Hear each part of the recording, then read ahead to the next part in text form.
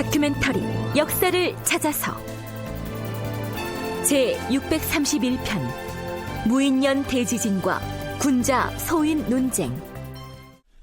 자, 지금부터 우리는 조광조가 중심이 된 사림 세력이 여러 가지 정치적 개혁을 추진해 나가는 과정을 짚어볼 예정입니다.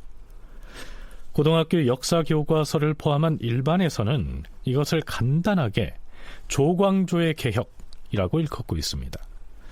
하지만 조광조가 아무리 출중한 인물이었다고 해도 혼자서 개혁을 이끌어갈 수는 없었겠죠. 조광조와 함께 했던 사림 세력이 있었기 때문에 가능했을 텐데요. 중종 10년 무렵부터 기묘사화가 일어났던 중종 14년 말까지 조광조와 더불어서 개혁을 주도했던 사림 세력을 학계에서는 특별히 기묘사림이라고 칭합니다. 그렇다면 이 기묘사림은 과연 어떤 과정을 거쳐서 하나의 세력으로 형성됐을까요? 우선 왜 이 시기 조광조가 사림 세력의 중심이 될 수밖에 없었는지 성신여대 오종록 교수의 얘기 먼저 들어보시죠. 중종이 즉위할 무렵에 조선 사회에서 이 성리학이 한층 더 넓게 확산이 되어 있습니다. 그런데 이 성리학 이념을 대표할 만한 인물이 조정에 사실상 없었다고 볼 수가 있지요. 물론 이제 성리학을 알고 이해하고 설명하고 할 수 있는 그런 이들은 여럿이 있지만은 행동을 통해 가지고 그걸 대표를 할 만한 그런 사람이 이제 사실상 없었는데, 결국 이 성리학을 추정하는 인재의 풀이라고 할 수 있는 거는 매우 넓고 깊어졌지만은 이 사람들을 앞장서서 인도할 만한 인물이 없었던 셈입니다. 그런데 이 한여름에도 유생의 복색을 똑바로 갖추어서 입고 성균관에서 꼿꼿하게 앉아서 정진하는 인물이 이제 나타나게 되었는데, 그 사람이 바로 조광조입니다. 네, 조광조의 이러한 면모는 이전 시간에도 이미 소개했었습니다. 중종실록에 실려있는 사관의 논평 일부를 다시 살펴보죠. 성균생원 조광조는 김굉필의 학문을 이어받아 언행을 함부로 하지 않고 관대를 벗지도 않은 채로 종일토록 단정하게 앉아서 평시에도 마치 손님을 대하는 것처럼 하였다. 주변에서 그것을 본받는 자들이 많았다. 일찍이 조광조가 성리학적인 가르침에 따라서 스스로 몸과짐과 일상생활을 어떻게 영위했는지를 잘 보여준 기록이라고 할 수 있겠습니다.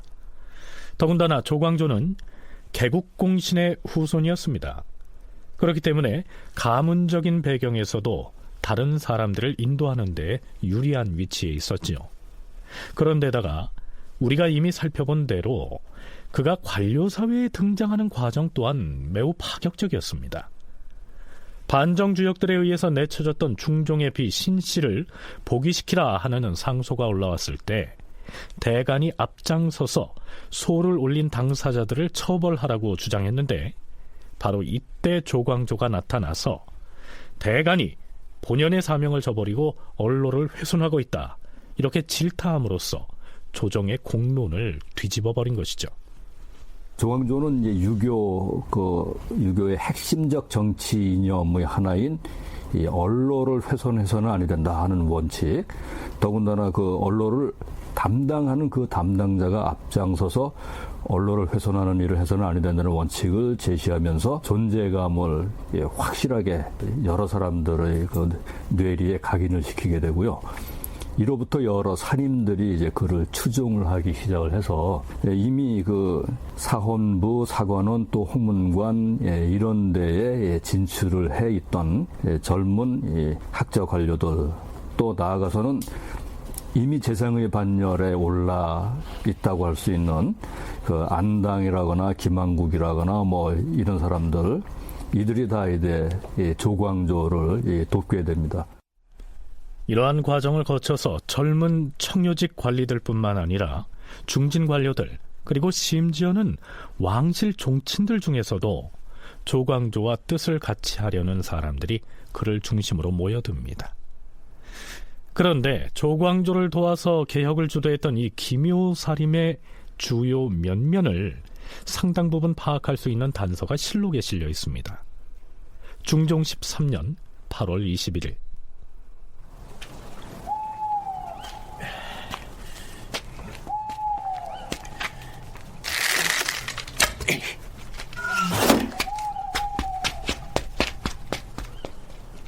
어느 날 밤에 누군가가 의정부의 정문에 화살을 쏘고 도망칩니다. 의정부뿐만이 아니라 사간원의 대문에도 화살 하나가 날아와 박히는데요. 그 화살들에는 익명서 한 장이 붙어 있었죠.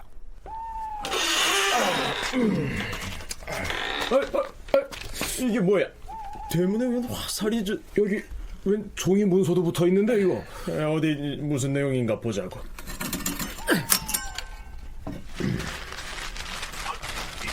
이게 뭐야?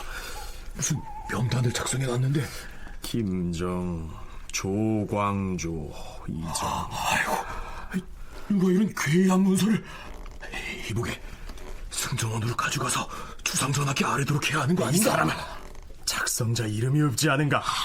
시간계에서는 고하지 않고 파기해야 한다는 것도 모르나?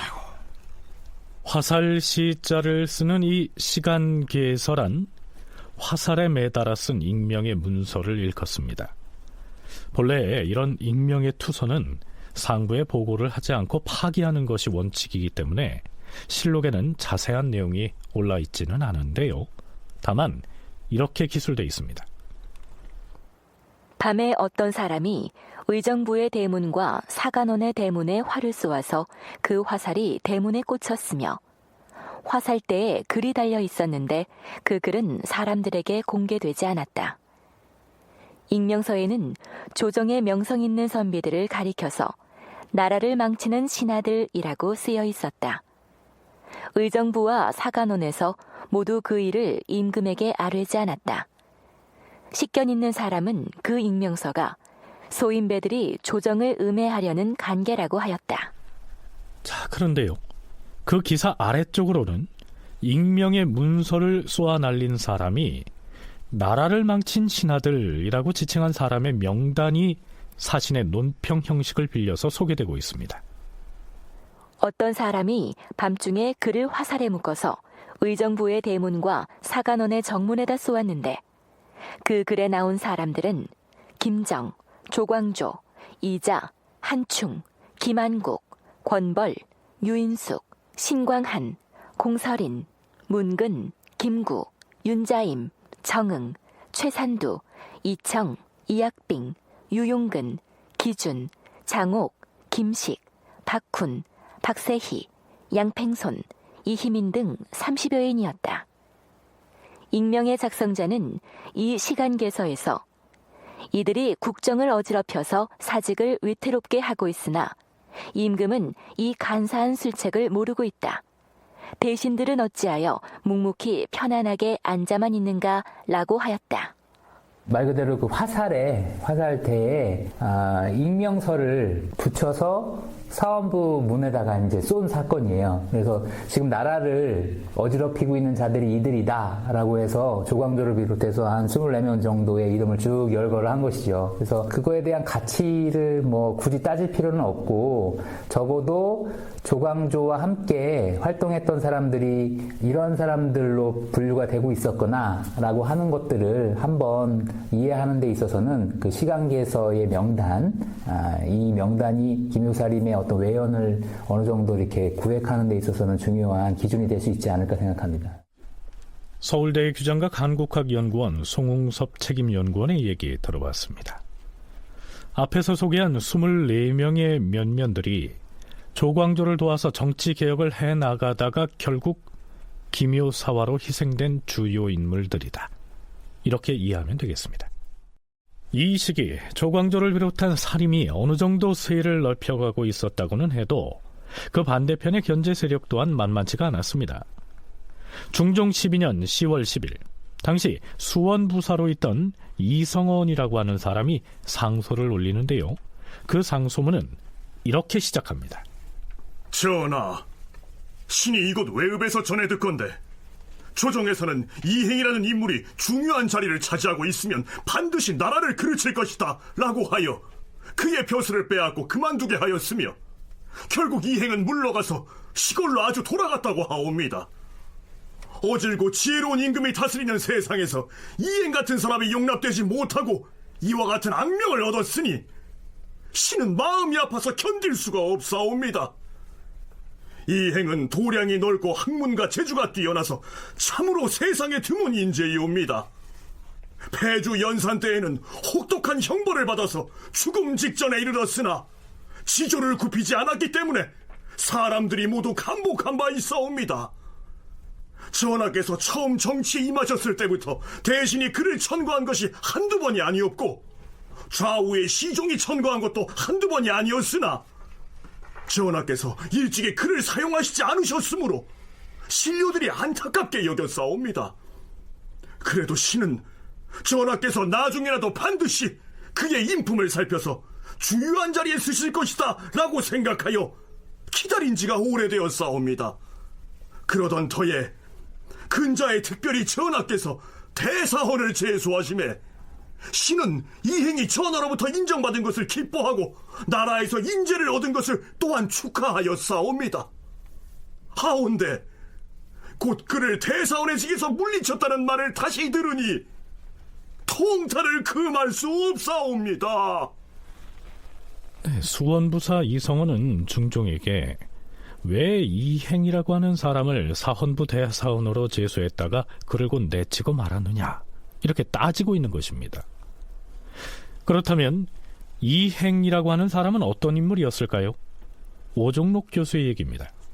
서서히 살림 정치의 국면으로 접어들어가고 있다라고 하는 것을 이제 보여주는 그런 사건이라고 평가가 됩니다. 이 조광조가 언로를 담당하는 그 담당자가 앞장서서 언로를 훼손하는 일을 해서는 아니 된다 하는 그 기본적인 원칙을 제시했을 때 그 언로를 담당하는 담당자로서 앞장서서 언로를 훼손했다라고 하는 그런 비난을 받은 장본인이 바로 당시에 이 사관원 대사관이었던 이행이었죠. 그런데 그 이행을 사관원 대사관보다도 이 언론 내지 언론 활동에서 더 중요시되고 있던 사실은 이제 가장 핵심으로 인정을 받는 사헌부 대사헌에 임명하고자 하였다라고 하는 것은 어떻게 보면은 훈구 세력이 이 중종을 이 시험대에 올린 행위라고도 볼 수가 있습니다.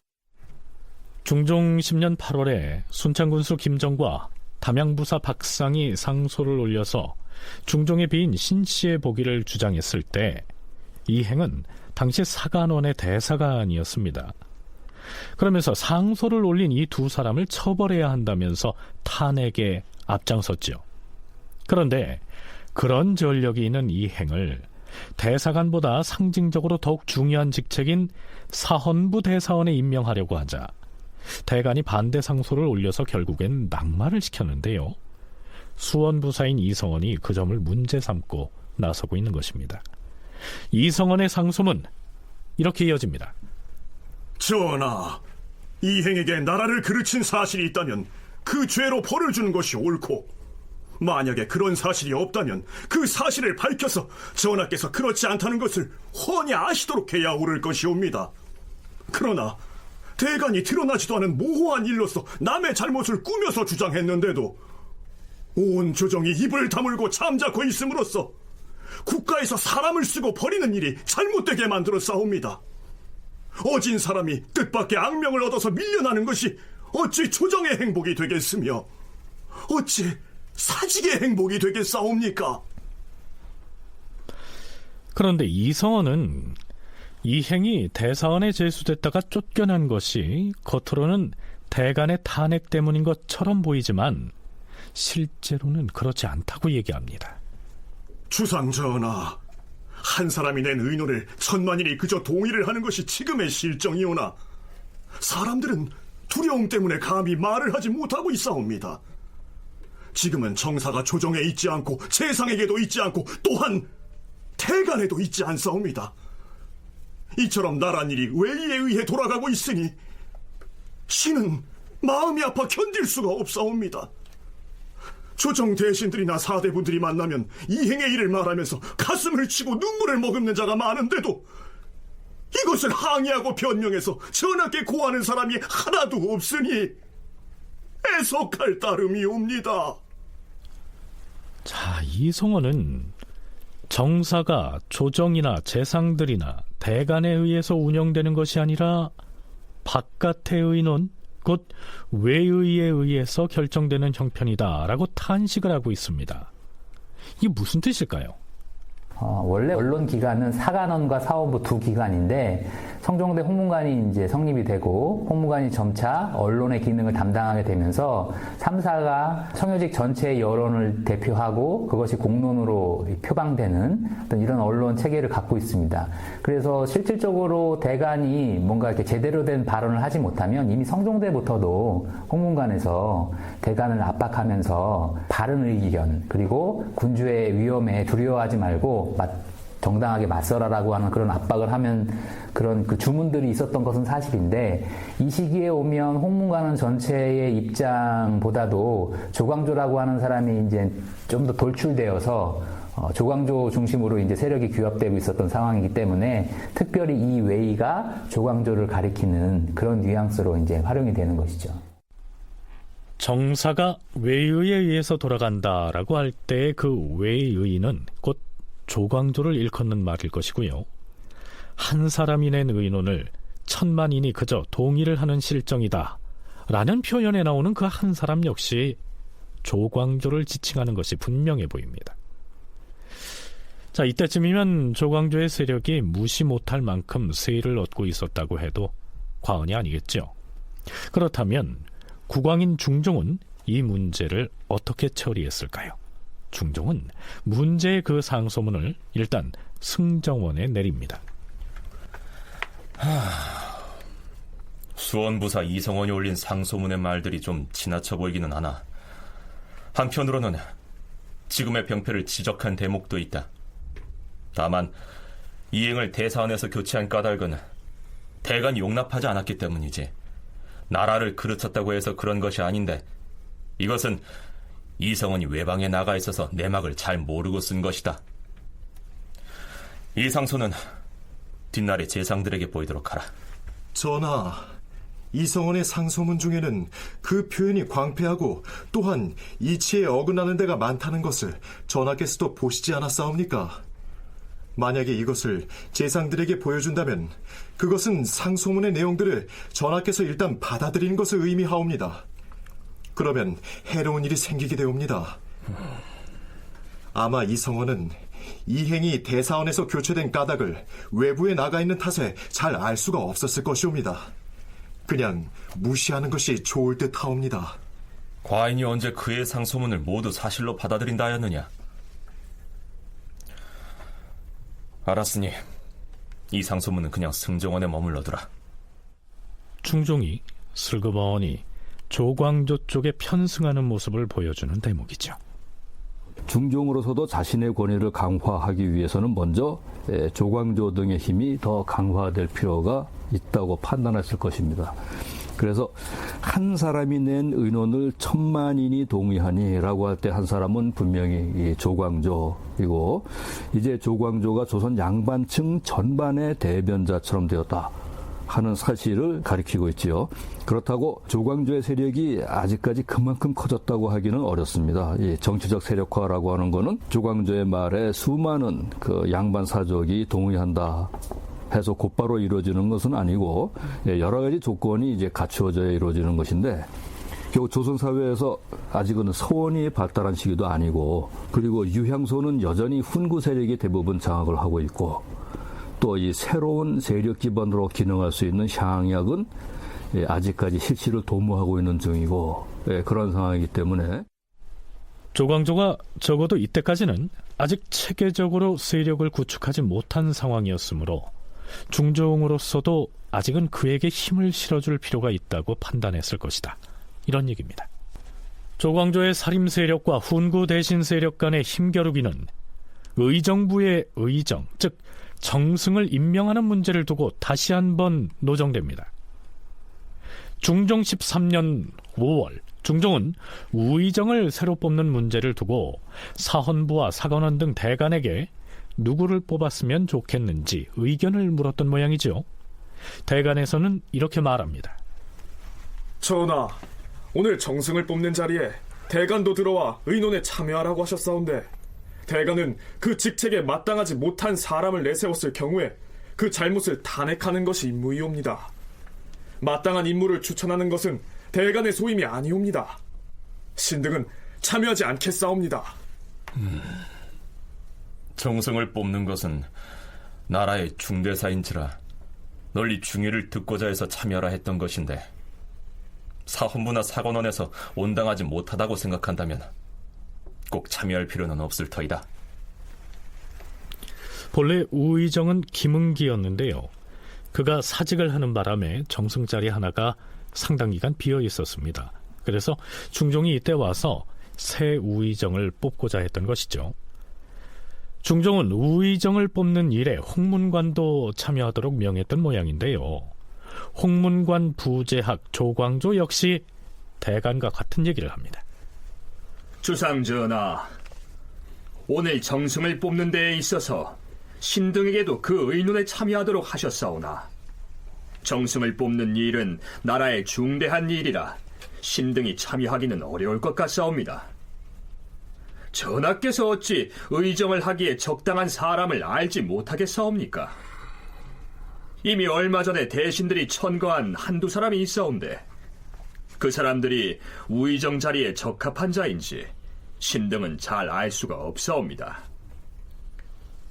다시 대신들에게 명하시어서 두어 명을 더 천거하게 하시고 그 행적을 찬찬히 살핀 뒤에 결정하시옵소서. 정승을 뽑는 일은 국가의 중대사이므로 홍문관의 시종들에게 널리 의견을 물으려고 했던 것이다. 지금 홍문관에서 이와 같이 말을 하니 그러면 대신들과 육조 그리고 한성부로 하여금 의논하게 할 것이다. 새로 의정을 임명할 때에는 전임 의정들이 후보자들을 추천을 하게 되어 있습니다. 그것보다 앞서서 먼저 이제 전임 의정 가운데 의정할 만한 사람이 있으면은 그 사람들을 올리고, 그리고 사정이 그렇지 않으면 이제 새로 의정 후보자들을 올리는데 기본적으로 전에 의정을 했던 또 현재 의정인 이런 사람들이 추천할 권한을 가지고 있고요. 그런데 거기에 이제 임금이 마음에 들지 않으면은 추가로 추천을 하도록 하는데, 이때 임금의 의중이 누구인가 있다라고 하는 것을 파악하게 되면은 이제 그 사람을 추천하면 되는데, 만약에 이 대신들 전임 현임 그 의정들이 국왕이 도대체 누구를 의정을 시키고 싶어 하는지 잘 모르겠다 한다면 직접 묻기도 합니다. 그러니까 의정부의 정승을 뽑는 일은 전적으로 국왕의 의중에 달려있다 하는 얘기인데요. 조광조는 우의정을 뽑는 일에 홍문관이 참여하는 것은 합당하지 않다, 이렇게 말하면서도 중종에게 몇 사람의 후보자들을 더 추천받아서 정하라 하는 등 은근히 훈수를 합니다.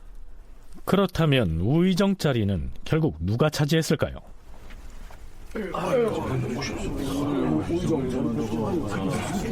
주상전환합시오.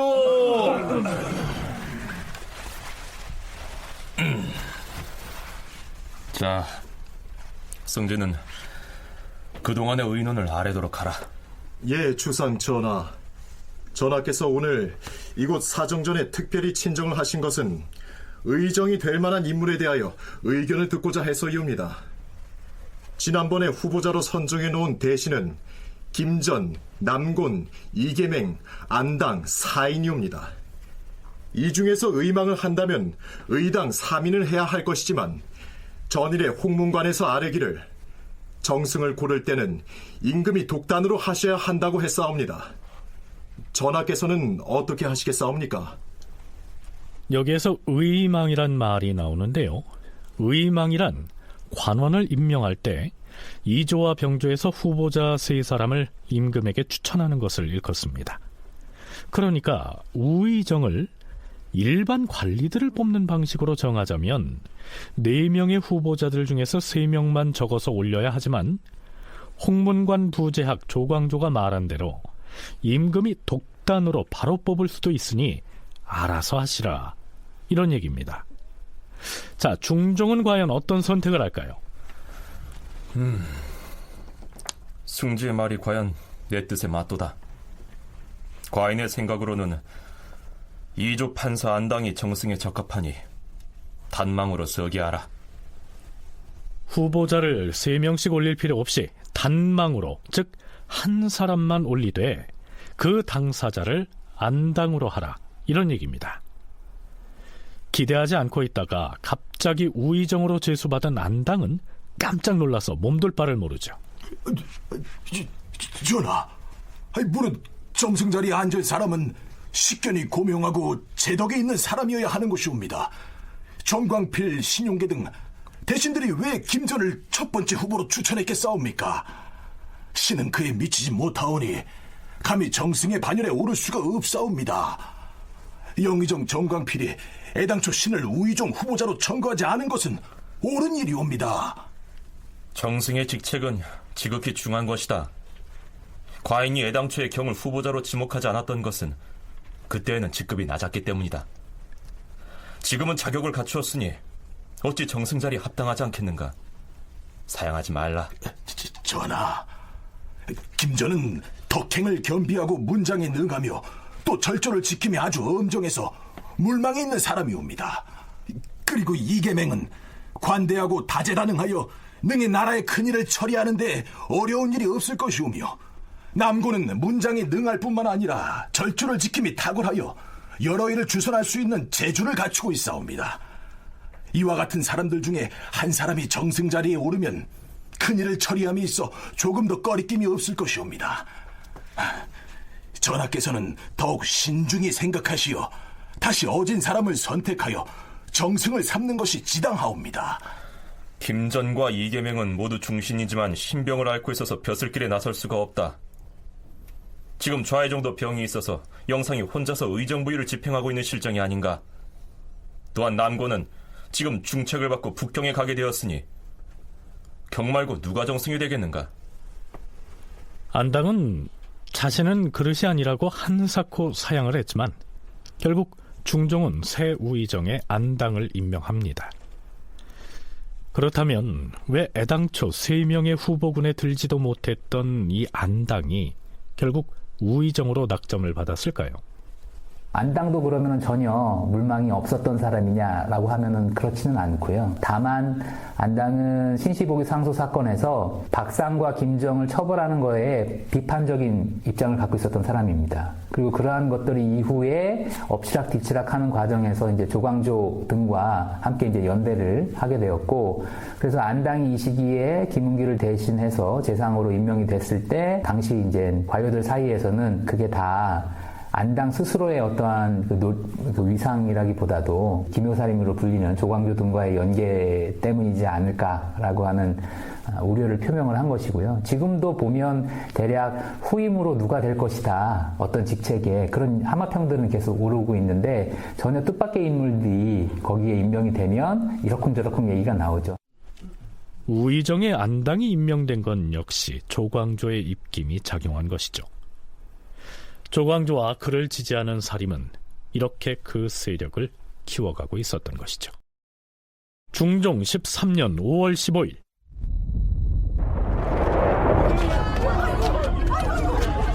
이게 무슨 소리야? 지진이야, 지진! 야가! 집에 들어가면 안 돼! 빨리 밖으로 나와! 아이고, 어떡해! 우리 집 지붕이 무너져 버렸네! 아이고!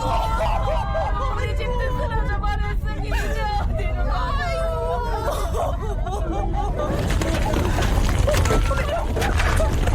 저것도 무슨 소리야? 성장이 무너지나 봐!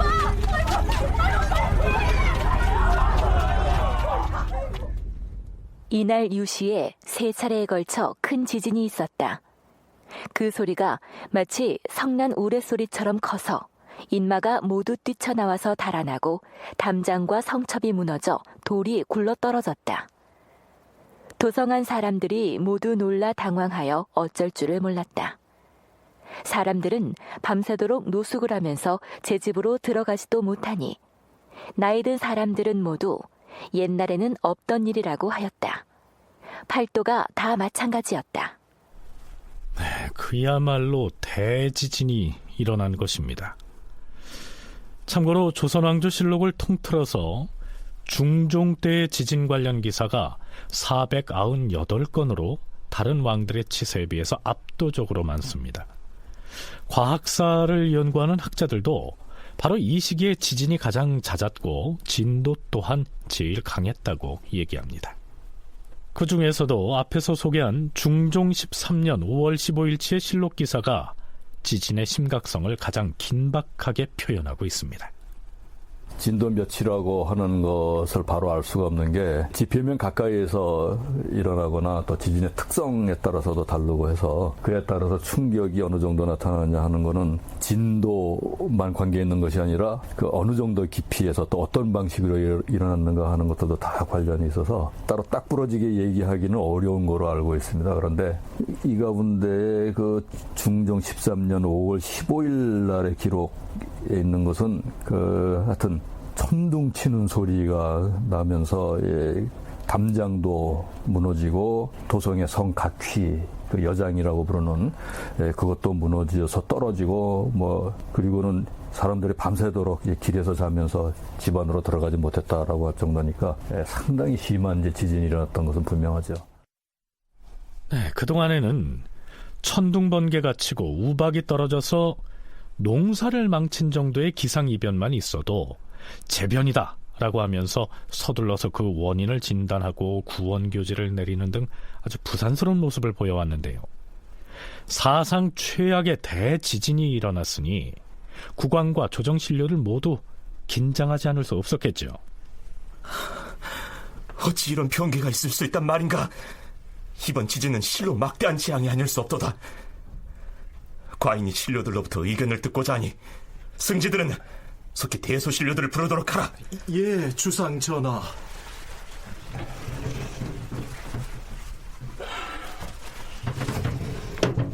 전하, 예조판서 남곤이옵니다. 어서 오시오. 금년에 가뭄이 들어 한재가 심한 터에 이제 또 큰 지진이 일어났으니 놀랍고도 놀라운 일이오. 필시 재앙은 괜히 일어난 것이 아니오. 반드시 그 연유가 있을 것인데 과인이 어둡고 미련해서 그 연유를 알지 못하겠소이다. 신도 역시 놀란 가슴을 한참 동안 진정하지 못했사옵니다. 요즘 경상, 충청 두 도에서 보내온 서장을 보아하니 모두 지진이 있었다고 보고했사온데 서울의 지진이 이렇게 심한 것은 참으로 뜻밖이옵니다. 옛날 사설을 찾아보니 한나라 때 농서지방에 지진이 일어나 만여 명이 깔려 죽은 일이 있었다 하옵니다. 다행히 우리나라에는 그와 같이 큰 변괴는 없었사온데 이번 지진으로 여기저기 가옥이 무너졌다 하옵니다. 본시 땅은 고요한 물건인데 그 고요함을 지키지 못하고 요동을 하니 이보다 큰 변괴가 없사옵니다. 전하께서는 즉위하신 뒤로 사냥을 즐기지도 아니하셨고 토목공사로 백성을 괴롭게 하지도 아니하셨사오며 성색에 빠진 일도 없사옵고 아랫사람들 또한 어진 임금을 받들고 모두 국사에 마음과 힘을 다해 왔사옵니다. 하온데 재변이 하루하루 더 심각해지고 있사오니 실은 고금과 학문에 널리 통달하지 못해 재변이 일어난 원인을 알 수가 없사옵니다. 예판이 모른다면 어찌하는가? 오늘의 변개는 매우 놀랍고도 두렵도다. 과인이 사람을 뽑았을 때에도 항상 잘못이 있을까 두려워했는데 이번에 친정이 임하여서 우의정을 제수하는 일이 끝나자마자 곧 재변이 일어났으니 이 때문에 더욱 두려운 것이다. 이게 대체 어찌된 일이냐? 대궐에까지 지진이 미쳐서 요상 일이 흔들거리니 앉아있기 어렵구나. 전하, 전하시옵소서. 곧 가라앉을 것이옵니다. 얼마 있다가 또 처음과 같이 지진이 크게 일어나서 사방이 흔들렸다. 왕이 앉아있던 용상은 마치 사람이 손으로 밀고 당기는 것처럼 심하게 흔들거렸다. 이후로도 3차례나 진동이 있었는데 그 여세가 그대로 남아있다가 한참 만에야 가라앉았다. 이때 부름을 받은 대신들 중에는 집이 먼 사람도 있고 가까운 사람도 있어서 도착하는 시각이 각각 선우가 있었으나 오는 대로 곧 어전으로 입시하였다.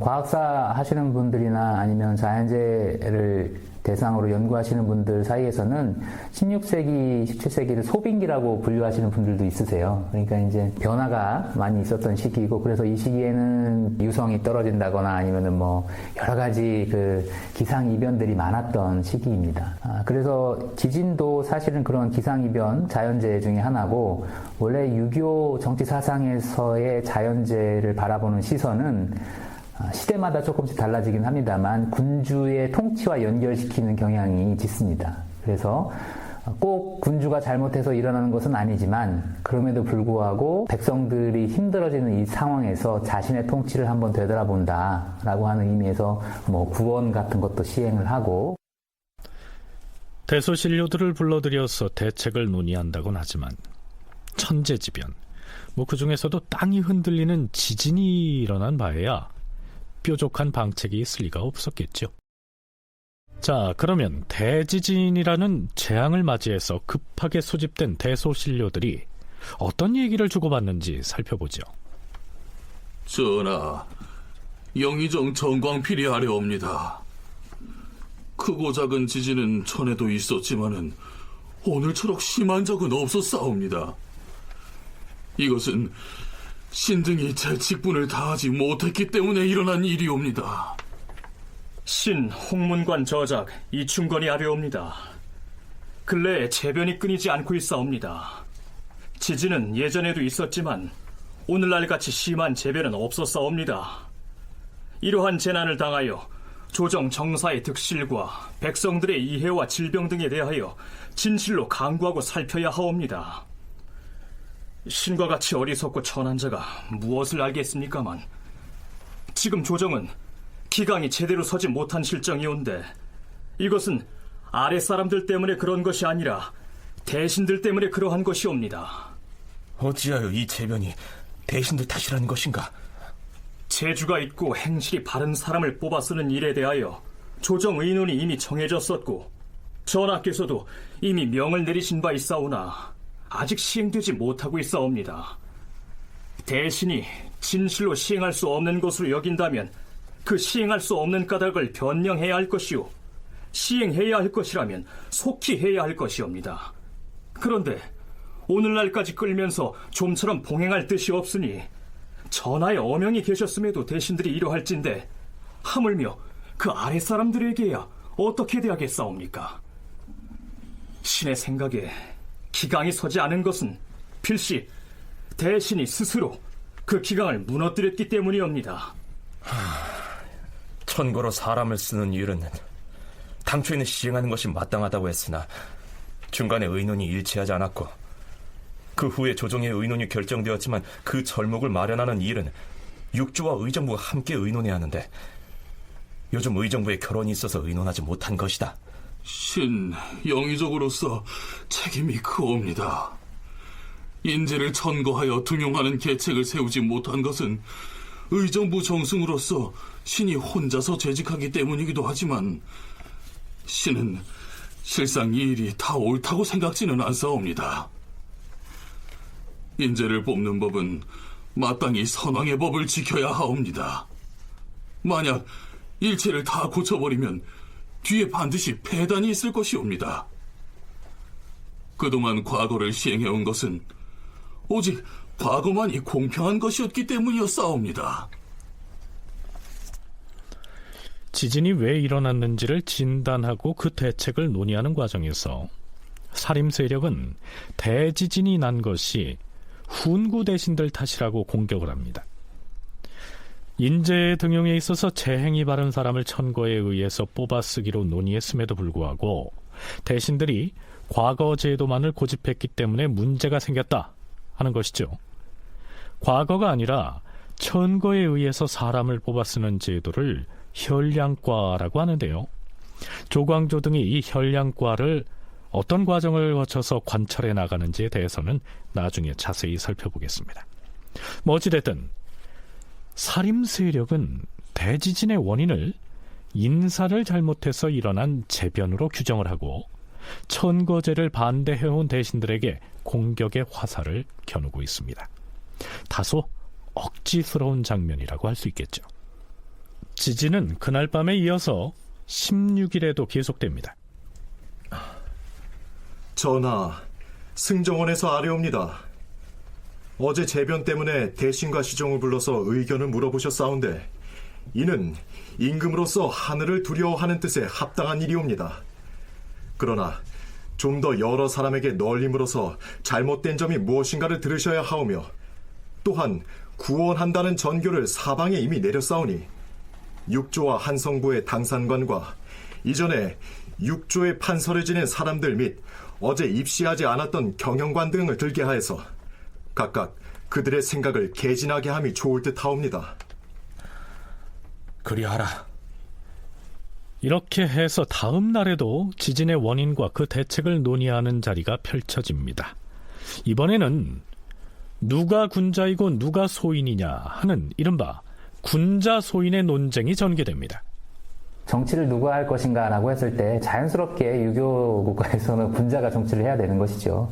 도덕적 가치를 수양을 통해서 쌓고 그런 것들을 이제 실행에 옮길 수 있는 사람들이 정치를 해야 되는데 문제는 15세기 전반기만 하더라도 조정하는 인물 누구를 구체적으로 군자다 소인이다. 특히 소인으로 분류하는 방식은 거의 있질 않습니다. 왜냐하면 왕권이 강했고 그렇게 왕권이 강한 시대에 왕을 중심으로 해서 통치가 이루어지다 보니까 함부로 신료들 스스로가 누구를 소인이다라고 규정할 수가 없었던 분위기가 있습니다.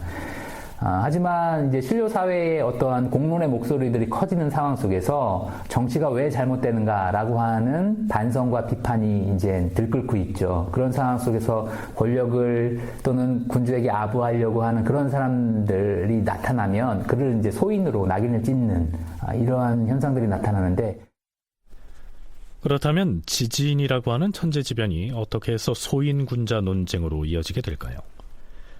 우선은 대지진이 있었던 당일날인 중종 13년 5월 15일에 대신들이 모두 물러가고 난 다음 중종은 대간을 만나는데요. 거기에서 대사헌 고형산이 이렇게 말합니다. 주상전하, 오늘의 지진은 나이 많은 노인들도 입을 모아 말하기를 평생에 듣도 보도 못한 재변이라 하옵니다. 사람들이 깔려 죽지 않을까 두려워하여 불안에 떨고 있으니 이처럼 놀라운 일이 어디 있겠사옵니까? 저희 사원부에서 의논을 해보니 이는 필시 음이 성하고 양이 쇠하여서 생긴 재변이옵니다. 전하께서는 군자를 불러 곁에 두시고 소인을 물리치려 하셨사오니 이는 매우 지극한 일이옵니다. 그러나 소인이 다 물러가지 아니하고 조정에 남아서 남몰래 화의 마음을 품고 있기 때문에 이런 재변이 생긴 것이옵니다. 자, 이랬었는데요. 이튿날인 16일에 대소신료들을 다 모아놓고 중종은 이렇게 운을 뗍니다. 이번 지진의 변괴는 음이 성하고 양이 쇠해서 일어난 것인데 음은 소인이요 양은 군자인 것이다. 지금도 조정에 숨어있는 소인이 감히 군자를 눌러서 이런 재변이 생긴 것이 아닌가? 단지 그 때문에 재변이 났다고만은 할 수 없겠으나 군자를 불러들이고 소인을 물리침으로써 이번과 같은 재변에 대처하려고 하는 것이다. 음의 기운이 커지고 양의 기운이 약해지게 되면은 이러한 재변이 생기는 것이다 라고 이제 사원부에서 판단했다라고 하면서 그 임금께서는 군자들을 부르시고 소인들을 물리치려고 하고 계시니까 매우 지극한 일이긴 한데 아직 소인들이 다 물러가지 아니하고 몰래 화를 품은 마음 이거를 가지고 있기 때문에 이런 일이 생기는 것 같다 라고 이제 아뢰었어요. 그런데 그 이튿날 그 중종이 이제 정광필, 안당, 홍숙 등등의 여러 신하들을 불러가지고서는 이제 말을 하는 가운데 이번 지진의 변괴는 그 음이 성하고 양이 쇠해서 그런 것이다라고 아예 딱 부러지게 전날 사원부에서 올린 의견을 받아가지고 말을 합니다. 국왕인 중종이 대간의 논리에 편승해서 이른바 소인군자의 논쟁에 불을 지핀 것입니다. 그리하여 신료들 사이에서 논란이 벌어집니다. 영의정 정광필이 아뢰옵니다. 우리가 딛고 있는 땅은 본래 그 성질이 편안하고 고요한 것인데 지금 이렇게 진동을 해대니 이는 정상을 크게 벗어난 일이옵니다. 어제 밤새도록 진동했을 뿐만 아니라 그 나머지 기운이 다 식지 않아서 이후로도 4번씩이나 진동했으니 어리석은 신으로서는 어떻게 조처를 해야 할지 모르겠사옵니다. 군자와 소인을 쓰고 버리는 일이 잘못되어 그런 것 같기도 하옵니다마는 혹시 우리가 숭상하여 받드는 것이 잘못되어 그런 것이 아닌가 싶기도 하옵니다. 의정 안당이옵니다. 예부터 군자는 구수가 적고 소인이 많다 하였사옵니다. 하오나 지금 어찌 군자가 소인에게 능면을 당하는 일이 있겠사옵니까? 비록 소인이 있다 하더라도 권력을 잡고 나쁜 짓을 할 수가 없을 터이니 어찌 그 때문에 재변이 일어날 리야 있겠사옵니까? 과인이 보기에 지금이라고 소인이 없다고 할 수는 없을 터이다. 군자를 해하고자 하여 때를 보아 몰래 일어나는 것이 소인이다. 그리고 이번과 같은 재변은 음이 성하고 양이 쇠하여 일어난 것인데 이걸 보더라도 조정에 소인이 있는 것이 아니겠는가? 전하, 나라에서 정승을 두는 것은 중요한 일이옵니다. 조야가 모두 재덕 있는 사람을 촉망하고 있사온데 군신들 가운데서 신과 같이 어둡고 용렬한 자를 정승 자리에 뽑아 놓았으니 아마도 정승을 잘못 두어서 일어난 일이 아닌가 싶사옵니다. 이제 막 우의정에 임명된 안당은 자신과 같이 덕이 부족한 사람에게 재상을 맡겨서 변고가 생겼다면서 물러나기를 청했는데요. 중종은 그렇지 않다고 얘기합니다. 정승을 두는 것은 과연 중대한 일이다. 그러나 전에도 여러 번 경을 지목을 했고 또한 대소신료들이 모두 정승의 반열에 오를 사람으로 경이 마땅하다고 하였다. 여러 사람의 뜻이 이미 마땅하다고 할 텐데 천심도 마땅하게 여길 것이 아니겠는가? 과인의 생각으로는 지금의 급선무는 군자가 조정에 가득 차게 하는 데 있으니 그렇게 되면 소인은 저절로 용납받지 못할 것이다. 군자를 불러 기용함으로써 천재지변에 응답하면 재변을 막는 길은 이보다 더 큰 것이 없을 것이다. 어찌됐든 소인군자 논쟁은 대신들 간에 혹은 대신과 사림 간에 그리고 거기에 국왕인 중종까지 가세해서 한참이나 더 계속됐지만 별다른 결론이 없이 끝나는 듯 보였습니다. 그런데 막연하게 진행되던 이른바 소인군자 논쟁이 드디어 구체적으로 특정한 사람을 지목해서 공격함으로써 새로운 국면으로 접어듭니다. 우선 병조판서 장순소는 어느 날 집정 대신을 찾아가서 사림 세력을 일망타진할 계책을 말했다는 풍문 때문에 사림의 공격 대상이 됩니다. 전하, 병조판서 장순서는 본래 음험하고 사나운 자로서 병조판서라는 높은 지위는 그가 있을 자리가 아니옵니다. 그럼에도 두려워할 줄 모르고 끝없이 이 일을 탐하며 다른 사람들이 자기에 대해 의논하는 것을 싫어하고 또한 사림을 원수보다 더 미워했습니다. 그리하여 사림을 물리치고 궁지로 몰아넣을 생각으로 여러 가지 계책을 몰래 사주하고 일망타진할 것을 꾀하고 있사오니 이는 바로 예전에 유자광이 썼던 간계이옵니다. 다행히 그 흉악한 음모가 미수에 그쳐버리기는 했으나 그가 화를 품은 마음은 아직도 없어지지 않고 있으니 혹시 그자가 또 어떤 기회라도 얻게 되면 그때 일어날 그 죄악을 어찌 이루다 말할 수 있겠사옵니까? 네, 사실은 장순손의 죄목이라는 것은 그 개연성이 희박하고 구체적이지도 않고 애매합니다. 그러나 다음 날에도 지진은 이어졌고요. 또한 대간 쪽에서 줄줄이 장순손을 탄핵하고 나서자 중종도 일단은 이렇게 결론을 내립니다. 장순손 이 사람이 어찌 감히 사림을 배척하고 모함하겠다는 말을 남에게 했겠느냐?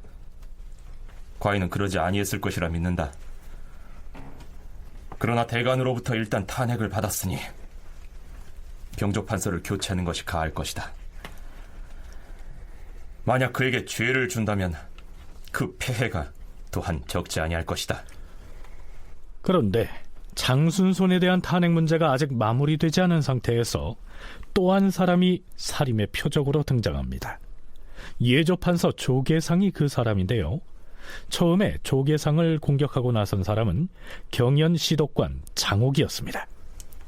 주상 전하, 어제 제배를 누그러뜨릴 방도를 강구할 때 신하로서는 마땅히 성의를 다하여 논란해야 했을 것이옵니다. 그런데도 예조 판서 조계상의 말은 너무도 음험하고 사특하옵니다. 그는 말하기를 옛 성인의 돈을 가지고 임금을 인도한다고 했는데, 이렇게 말하는 자들은 실로 자신의 바라는 바를 행하려는 것에 지나지 않는다라고 했으니, 이 말은 위로는 임금의 마음을 흔들고 아래로는 선비의 사기를 죽이는 것이니 한심한 일이옵니다.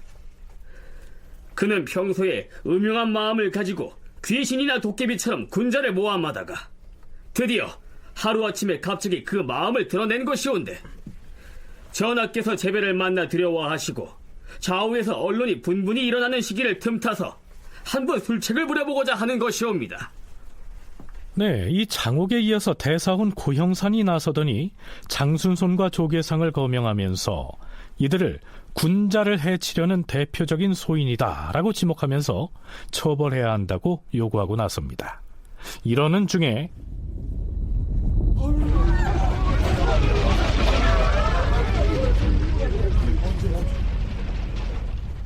그 다음 날 또 지진이 일어났고 지금까지 침묵을 지키고 있던 홍문관 부제학 조광조가 나섭니다. 전하, 조계상의 말은 사특하기가 이를 데가 없사옵니다. 기회를 보아 사람들을 모함하고 인심을 동요케 하고자 노리다가 이번에 그 저의를 드러낸 것이옵니다. 장순손의 일 또한 사헌부에서 여러 번 아뢰었거니와 이 또한 작은 일이 아니옵니다. 이들에게 죄를 내리는 것을 주저하여서는 아니 될 것이옵니다. 자, 과연 이들은 조광조를 필두로 한 살림 세력의 파상 공격을 이겨낼 수가 있었을까요?